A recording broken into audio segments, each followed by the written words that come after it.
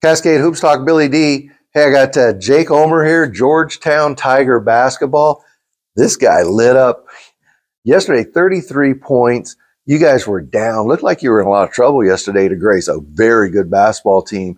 And you got just hot as a pistol in the second half of the first half. Mm-hmm. Talk about getting hot yesterday and how you were able to bring your team right back into the game. It was big. We came into a timeout. I think we were down like 21-10 or something like that. And we just talked about fighting back and how we've been in big situations. We've played in one of the tougher conferences. So we just came out with that mentality, and we weren't hitting very well. And I haven't been hitting the past few games. So yeah, somebody had to step up, and I was the one that day. So it was pretty obvious for anybody who watched the game that there you get in a zone and you made a couple. And then, man, you were just calling for the ball, and you knew that everything you shot was going in. That's what it looked like? Is that what it felt like? Yeah, that's how I kind of am. I mean, once I hit them first couple, I kind of get going, and I can just feel that rhythm. And some days, it's not me, it's Kyron or Tay Dozier. And I mean, them two both stepping up with me, it's kind of hard to beat us. So.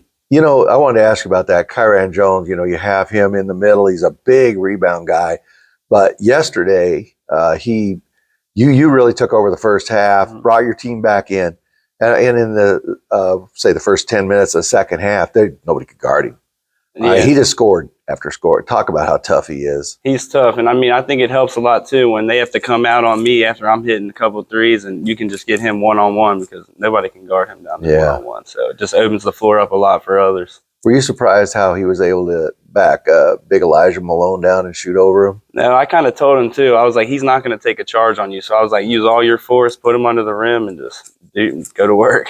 He scored a ton of points. I want to ask you about another guy. There's a freshman out of Butler High School, Tay Dozier, a freshman playing in a Final Eight game, what do they call it, Elite Eight, in Kansas City.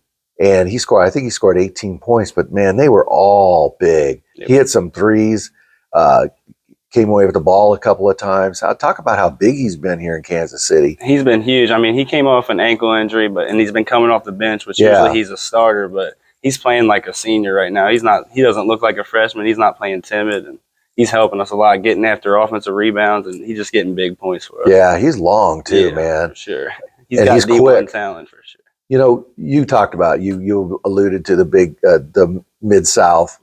Everybody agrees universally, if not the toughest, one of the toughest conferences in the country.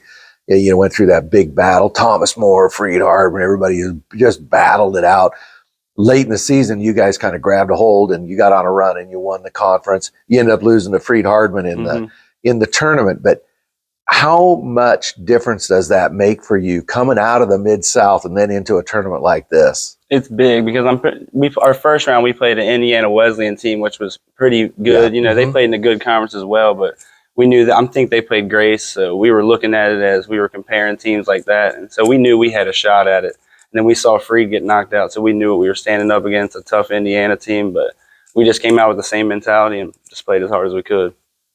You guys play kind of a tough guy level of basketball, a brand of basketball, I should say. Is that something you guys have done all year? It's definitely been on display here in Kansas City. Oh, yeah, we're a hard-nosed team. Sometimes even coach has to calm me down. I can't imagine that. I get after it out there. It's nothing against anybody. I'm just a hard-nosed player. So. Well, you guys really lit it up yesterday. Talk about what it's meant to you. I know you played, I think you said you played at Western Kentucky. I've been over at Georgetown a couple of years. What's it meant to you to be a Georgetown Tiger? It's meant a lot to me. I mean, transitioning from a D1 to NAI it's a lot different, but I've liked how it's been a smaller community. I've gotten a lot closer with my coaches and my teammates. Yep. And I've just been so much more comfortable here.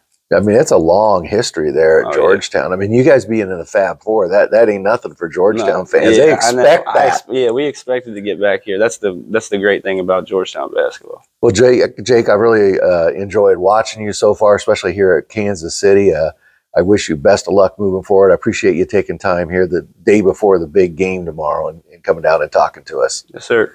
Thank you. That's Jake Ohmer, Georgetown Tiger basketball. Thank you, Jake. You're welcome.